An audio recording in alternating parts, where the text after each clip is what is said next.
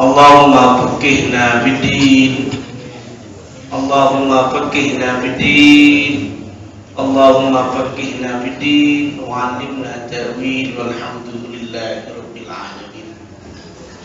Amma ba'd, faqad qala Allah ta'ala fi kitabihil aziz wa huwa asdaqul qail. Bismillahirrahmanirrahim. Ya ayyuhalladzina amanu taqullaha wal tanzur nafsum ma qaddamat ligad wattaqullaha innallaha khabirum bima ta'malun. Al-ayat. Wa qala an-nabiyyu sallallahu alaihi wasallam, al-qaisu man dana nafsah wa amila lima ba'dal maut, wal azizu man ittaba nafsah wa tamanna 'ala Allah. Sadaqallah wa sadaqa rasulun nabiyul habibul karim, walhamdulillahi rabbil alamin. Hadirin hadirat jamaah salat subuh Masjid Rawdatul Jannah yang dimuliakan oleh Allah Subhanahu wa ta'ala. Pada kesempatan kali ini, tema yang akan kita bahas yaitu berbicara tentang inovasi dan kreativitas dalam Islam. Kalau kita berbicara inovasi dan kreativitas, biasanya ini jarang berbicara tentang agama, lebih cenderung adalah sekuler.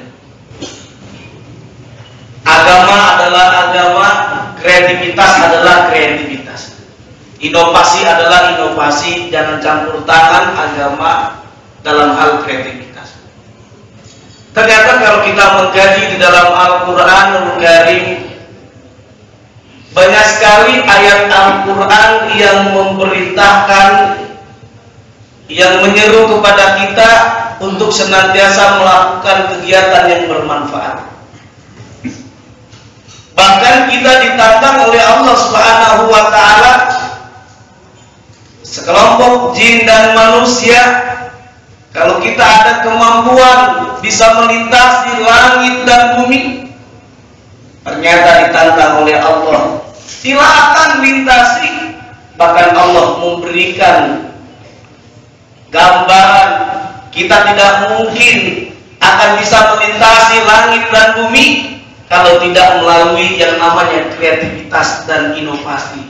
La tanbuduna illa bisultan, kamu tidak akan sanggup melewati yang namanya langit dan bumi kecuali dengan apa itu makna sultan. Itu maknanya adalah kekuatan.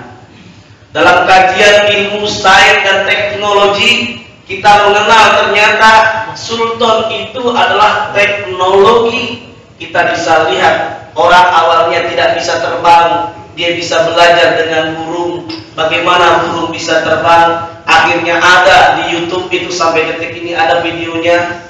Kalau para penemu-penemu itu dia melakukan uji coba, dia terbang di atas gunung yang tinggi, dia lompat, dia pakai sayap-sayapan. Kira itu bisa, ternyata tidak bisa. Gagal, try and error, gagal lagi. Kemudian dapatlah temuan yang seperti sekarang. Yang baru diberikan oleh Allah adalah apa? Pendengaran. Entar 40 hari baru dan mulai bisa melihat. Di depan diajak senyum, dia ikut senyum. Ini yang luar biasa, sehingga manusia berpikir yang luar biasa. Dikasih yang namanya pendengaran, dikasih mata, dikasih hati, buat apa? Kita supaya bersyukur kepada Allah Subhanahu wa ta'ala. Yang dalam ayatnya Allah telah tegaskan, wallahu akhrajakum min butuni ummahatikum la ta'lamuna say'a wa ja'ala lakumus sam'a wal absara wal afida la'allakum tashkurun. Dan Allah telah menegaskan, Allah telah menciptakan manusia, Allah telah membuat manusia. Di antaranya apa? Di dikeluarkan dari perut ibunya, dilahirkanlah manusia dari ibunya. Akhrajakum min butuni ummahatikum. Allah telah menegaskan la ta'lamuna syai'a, kamu tidak tahu apa-apa. Bayi yang baru lahir tahu nggak kira-kira? Ternyata tidak tahu apa-apa. La ta'lamuna syai'a, maka kita bisa belajar dengan bayi. Afala taqilun, afala tashkurun, afala tadabbarun. Jadilah kita seperti bayi yang baru lahir, itu nikmat rasanya. Bayi yang baru lahir itu bayinya tersenyum. Bayinya tersenyum atau nangis, tapi apa yang dilakukan orang di sekitar bayi yang tadi baru lahir apa Pak? Bergembira. Bayi nangis, kita yang tertawa. Coba bayangkan ada bayi yang baru lahir tidak nangis, kira-kira gimana perasaan ibu bapaknya? Hah? Mungkin ada pertanyaan, mungkin sakit hati, sakitnya di mana? Sakitnya di sini. Yang orang ini bisa kita lihat bahwa Masya Allah, jadilah kita seperti bayi itu. Kehadiran kita berarti dihargai, kehadiran kita ditunggu-tunggu, dinanti-nanti. Alhamdulillah. Berbeda bayi yang baru lahir, dia bukan dia nangis, di sampingnya bukannya tersenyum tapi nangis juga. Kira-kira bayinya gimana itu? Boleh jadi na'udzubillah ya dari hasil yang lain. Allah telah menegaskan la ta'lamuna syai'a. Kita awalnya enggak tahu, bahkan kita bisa belajar dengan bayi itu. Bayi baru lahir luar biasa itu. Bayi baru lahir dicium enak ya. Apapun enak, benar gak Pak? Kalau bapak punya cucu, ibu-ibu punya cucu, punya anak, itu baik walaupun belum mandi cium enak. Jangan seperti banyak orang. Beda ini, kita saat dilahirkan sama saat meninggal itu berbeda. Saat kita lahir, dilahirkan, diciptakan oleh Allah melalui ibu kita, ternyata kita nangis tapi di sekitar kita itu tersenyum. Berbeda saat kita meninggal dunia. Kalau meninggal dunia dalam keadaan husnul khotimah, di samping kita itu pada apa? Pada menangis, tapi mayit jenazahnya apa kira-kira? Apakah nangis? Ternyata tersenyum. Berarti yang sangat sederhana, kita telah memberikan manfaat luar biasa sekali. Berbeda mereka, jenazahnya tidak tersenyum, jenazahnya mungkin beraneka ragam. Orang di sekitarnya bukan nangis, tapi bilang syukurin. Kira-kira jenazahnya apa itu? Pak, apa kira-kira? Masya Allah, kita suruh berpikir dalam ayat Al-Quran. Apalah takdirun, apakah kita tidak berpikir? Seperti halnya bayi tadi itu, Allah berikan dia pertama pendengaran, mata, baru al-aqidah, dia rasa. Makanya bayi udah beberapa bulan, udah hampir 1 tahun boleh jadi, ketika dia punya mainannya diambil, nangis dia tuh. Karena kenapa? Udah ada aqidah, merasakan. Allah, apa kita semuanya? La'allakum tashkurun, supaya kita bersyukur kepada Allah Subhanahu wa ta'ala. Apalagi ini alhamdulillah tahun 2014 sebentar lagi Ustaz ya akan kita lewati. Ini udah ada di penghujung bulan November. Tanggal berapa saja? Tanggal 30 November, berarti tinggal 1 bulan lagi kita lewati tahun 2014. Allah telah menegaskan dalam surah 59, surah Al-Asr ayat 18, bagaimana bunyi surah Al-Asr itu? Kita hendaknya membuat perencanaan yang baik, perencanaan yang bermanfaat, baik di tahun 2015 maupun 2014 ini. Yuk kita tengok kembali rencana kita. Apakah rencana kita itu bisa memberikan manfaat bagi orang lain? Apakah kita sudah kreatif atau memberikan manfaat bagi umat? Bisa kita lihat saudaraku yang dimuliakan oleh Allah Subhanahu wa ta'ala. Umumnya orang yang memiliki sifat inovasi, dia memiliki inovasi, memiliki kreativitas. Karena diantaranya apa? Karena dia sering banyak baca, karena dia sering banyak belajar. Bukankah kita bisa belajar? Allah telah tegaskan dari berulang-ulang sampai ratusan kali tentang kita supaya merenung, agar kita bisa memberikan manfaat bagi umat, bukan hanya untuk umat tapi untuk kita sendiri. Kita tidak bisa lihat karena masih dalam kulkas. Ini pertanyaan yang terakhir, ini biar nggak tidur aja ini. Biasanya kalau pakai gambar-gambar nggak tidur, tapi kalau langsung pakai dalil-dalil biasanya insya Allah alhamdulillah musuh. Dikirain musuh dengerin, ternyata alhamdulillah. Nah, bagaimana caranya menyeberang sungai? Kalau di sini kan ada sungai, apa itu?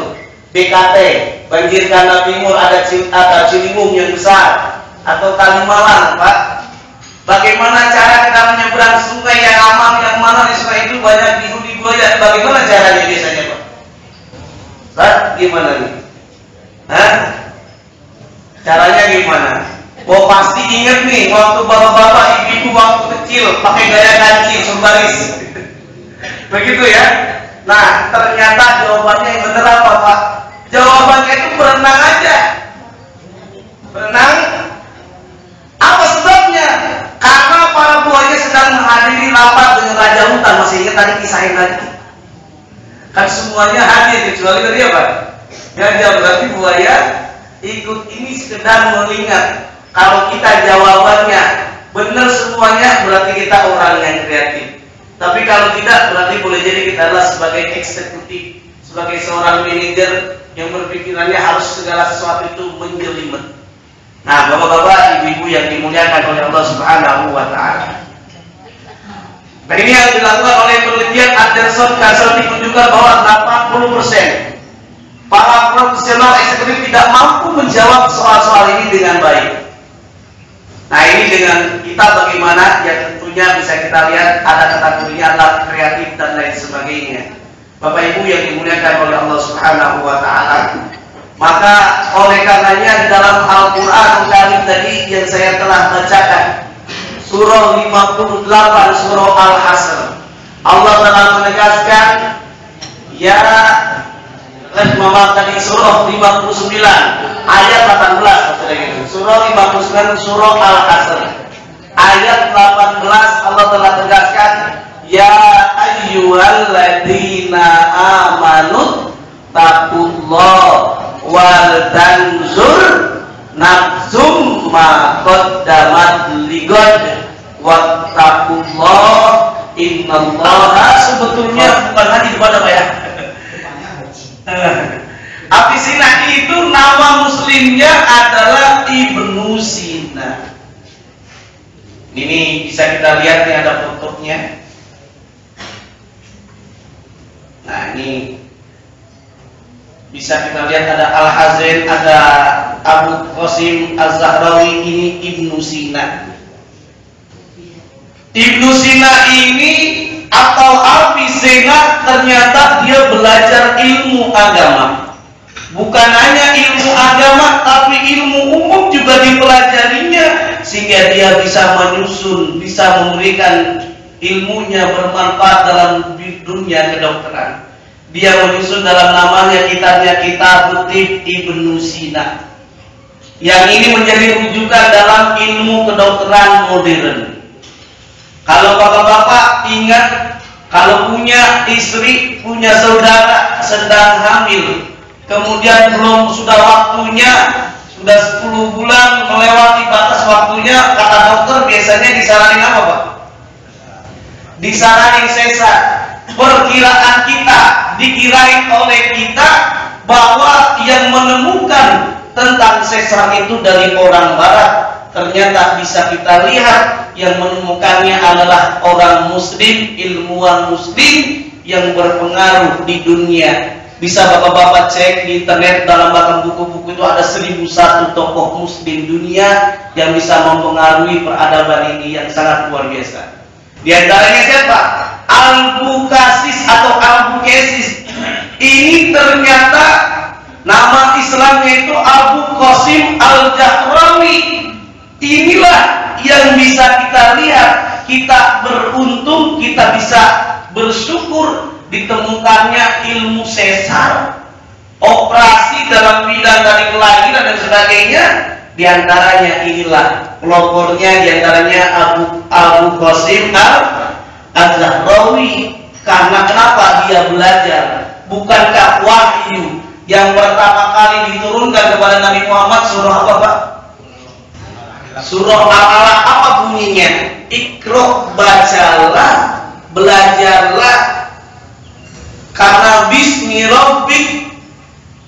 rabbikal ladzi khalaq. Jangan lupa kita belajar dengan menyebut nama Tuhanmu yang telah menciptakan kita. Harapannya boleh jadi saat kita belajar jangan hanya ilmu umum saja. Kalau kita punya anak, kita boleh bangga. Kalau punya anak pintar bahasa Inggris, matematikanya bisa olimpiade di tingkat internasional bagus. Tapi lebih bangga lagi kalau anak kita bukan hanya paham umum tapi paham ilmu agama. Ini yang sangat penting, seperti halnya tokoh-tokoh yang bisa kita lihat. Apalagi tahun baru Islam, hijrah minal zulumati ila nur, hijrah minal maksiyah ila ta'ah, hijrah minal jahil ila alim, hijrah dari kita tidak tahu menjadi tahu. Bagaimana caranya? Yaitu Iqra, bacalah.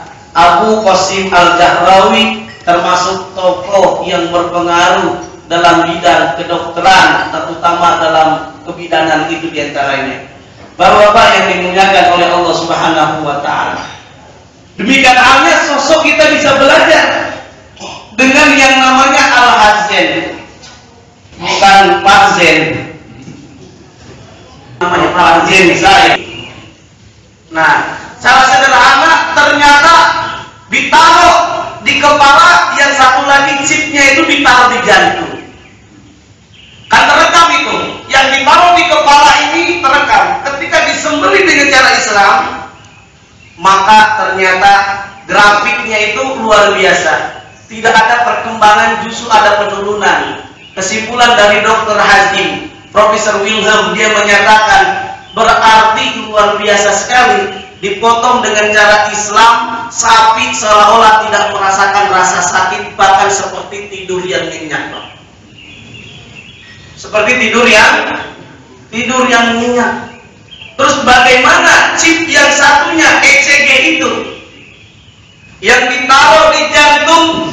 Karena tadi ditaruh di jantung, ternyata jantung ini berfungsi secara maksimal. Jantung ini berfungsi secara maksimal, memompanya maksimal. Apa yang terjadi ketika jantung memompa secara maksimal? Maka darah yang dikeluarkannya itu banyak, Pak. Maka darahnya itu akan keluar maksimal sehingga tidak tersisa dalam daging sapi tersebut. Sehingga kesimpulannya dagingnya dicek sesuai dengan standar internasional, maka dagingnya adalah sehat. Berbeda dengan cara barat, yang kata orang barat ini lebih tidak sadis gitu ya. Rupanya ditaruh sama di chip yang pertama di kepala yang dekat dengan rasa sakitnya itu. EEG, kalau bawa sini ECG-nya. Bagaimana grafiknya? Grafiknya ternyata ditaruh di kepala itu ketika dipotong memang dipingsani dulu. Tidak ada rekreasi lawan dari sapi, ya kan? Jika dipingsankan kemudian disembelih, kemudian apa yang terjadi? Kelihatannya tidak sakit, tapi ternyata di otaknya itu ada perkembangan, dia ada rasa kesakitan. Bahkan yang di ECG ini, di jantungnya yang ditaruh chip di jantung itu justru memompanya itu tidak kencang, jadi memompanya lebih lambat. Apa yang terjadi? Ketika jantung memompanya lambat, Pak, gimana? Darah yang dikeluarkannya gimana? Darahnya sedikit, akhirnya banyak darah yang membeku, tersisa dalam daging. Ketika selesai, maka dagingnya dicek, itu ternyata banyak bakteri-bakteri yang ada yang tidak sesuai dengan standar yang internasional. Ini yang sangat luar biasa sekali. Oleh karena Bapak Ibu yang dimuliakan oleh Allah Subhanahu wa Ta'ala, termasuk juga Bagaimana dengan cara Islam ini kita memaknai hijrah yang tadi awalnya tidak pernah kita menggunakan sistem ekonomi Islam dengan sistem bagi hasil, dengan menggunakan sistem ribawi. Yuk kita belajar dengan Rasulullah. Rasulullah menerapkan sistem bagi hasil, tidak dengan sistem bunga. Ternyata apa yang terjadi? Ada keberkahan yang luar biasa. Kalau dengan sistem bunga ada kezaliman, ada yang dirugikan. Ada orang yang pinjam berapa Pak? 3 juta, jadi berapa dikembaliinnya? Itu bisa jadi 10 juta. Kalau nggak bisa kembali, boleh jadi ada yang sampai 100 juta. Ini kan ada yang dizalimi. Dengan sistem bagi hasil tidak. Bahkan ada temuan yang menarik. Uang dinar. Uang dinar ini kan adanya pada masa kerajaan Romawi. Uang dinar ini pada masa kerajaan Romawi. Kalau dirham itu kerajaan Persia. Kalau sekarang Iran. Nah, dulu namanya itu. Uang perak, kalau ini uang emas. Jadi uang emas itu bukan hanya pada masa Islam, pada masa Romawi juga ada. Cuma bedanya apa? Pada masa Islam itu ada tulisannya La ilaha illallah. Ternyata ada catatan yang luar biasa Pak. Kalau kita menggunakan uang dinar, 1 ekor kambing itu pada masa Rasulullah dibeli dengan 1 ekor, satu dinar. Pertanyaannya 1 dinar itu berapa? 1 dinar itu 4,25 gram emas. 4,25 gram emas. Kalau 1 gram emasnya berapa Ustaz? 500, berarti 500 kali 4,25 berarti 1 dinarnya berapa? 2.125.000, kurang lebih gitu ya? Ya Pak ya. 2.125.000 ternyata sama. Zaman Rasul 1 dinar berapa? Bisa beli kambing. Sekarang bisa nggak? Sekarang bisa, kecuali kemarin Idul Adha ada yang 3 juta, 4 juta. Tapi sekarang udah turun lagi sekitar sekarang. Tolak ternyata dengan tulis baca adalah kunci ilmu pengetahuan. Coba kita lihat para ulama. Kita tidak mengenal sampai detik ini, boleh jadi tidak akan kenal yang namanya Ibnu Taimiyah, yang namanya Ibnu Utsaimin. Kalau tidak melalui karya-karyanya, tulisan-tulisannya, dalam kitab-kitabnya yang bisa bermanfaat bagi dunia. Nah ini yang bisa kita lihat. Termasuk juga Al-Imam Al-Ghazali menulis karyanya bisa bermanfaat dengan apa dia? Kitab yang namanya Ihya Ulumuddin. Kita tidak mungkin mengenal yang boleh jadi bagaimana karya ulama juga membukukan hadis yang diantaranya Sahih Bukhari, Muslim dan lain sebagainya. Karena dengan karya-karyanya lah yang sangat luar biasa bisa dibaca. Bapak-bapak yang dimuliakan oleh Allah Subhanahu Wa Taala, termasuk ibu-ibu yang dimuliakan oleh Allah, ini juga bisa dilihat. Tadi sudah saya singgung bagaimana dalil inovasi. Surah 55, Surah Ar-Rahman, ayat 33. Ini kan dalil inovasi kreativitas, tantangan di dalam Al-Quran Karim. Agar kita belajar sesuai dengan keahlian kita, profesi kita masing-masing. Di antaranya apa? Dalam impact inovasi pesawat terbang. Gara-gara apa? Belajar dengan guru. Betul nggak Pak? Ada kreativitas. Kita bisa belajar. Ternyata gara-gara manusia melihat kijang jadi apa kira-kira? Jadi mobil inovasi. Gara-gara manusia lihat kuda jadi apa kira-kira? Mobil kuda. Iya kan? Gara-gara lihat harimau jadi apa itu? Jadi panther. Iya kan? Bahkan kalau kita bicara tentang arsitek, belajar kita dengan lebah. Kenapa dalam Al-Quran Karim diucapkan itu ada surah An-Nahl? An-Nahl itu lebah. Ternyata dalam arsitek itu ada bangunan-bangunannya itu. Kenapa? Nama berapa Pak? Heksaya. Nah itu modelnya. Itu ternyata lebih kokoh modelnya. Karena belajar dengan apa? Belajar dengan lebah. Bahkan kita bisa belajar dengan lebah. Bapak-bapak, ibu-ibu yang dimuliakan oleh Allah, jadilah kita seperti lebah. Lebah itu tidak akan mengkonsumsi kecuali yang baik-baik. Butik sari atau apa namanya, intisari dalam bunga sehingga dia mengeluarkan madu. Harapannya kita di tahun 2014 ini, ya kan, menuju 2015, bagaimana rezeki yang kita dapatkan? Apakah seperti lebah? kita mencari rezeki yang halal. Boleh kita melakukan ide-ide kreatif, jangan lupa ide kreativitas itu yang bermanfaat bagi orang lain. Ini dikata kuncikan adalah illa bisultan, kecuali dengan kekuatan. Mufassirin menerjemahkan adalah dengan sains dan teknologi, yang artinya tadi ya maksarul jinni wal ins in istata'tum an tanfudu min aqtaris samawati wal ard la tanfuduna fanfudu la tanfuduna illa bisultan, yang artinya hai jamaah jin dan manusia, jika kamu sanggup menembus melintasi penjuru dunia langit dan bumi, maka lintasilah, maka kamu tidak dapat menembusnya kecuali dengan apa? Kekuatan. Ditemukanlah tadi inovasi dalam teknologi. Gara-gara kita belajar dengan ayam itu ada apanya Pak? Cekernya. Makanya banyak sekarang ilmuwan juga penemu-nemu dari Indonesia ini ceker ayam ternyata nemuin dari Indonesia, teman kurang familiar kita. Banyak ide-ide. Kita bisa belajar bapak-bapak, ibu-ibu yang dimuliakan oleh Allah. Kalau kita ingin belajar tentang kreativitas, kita bisa belajar dengan semut An-Naml yang Allah abadikan di dalam Al-Quran. Bagaimana simbol semut itu? Semut itu kalau ketemu dengan semut yang lainnya, walaupun belum kenalan, gimana kira-kira dia? Salaman. Hendaknya kita begitu. Dimanapun kita berada, ya walaupun nggak kenal, ya minimal senyum-senyum kan. Nah, jangan sampai senyumnya kebanyakan, Pak. Iya kan? Nah, tahun 2014, di akhir 2014 ini juga mesti kita belajar dengan semut. Semut itu kerjasama. Coba kita lihat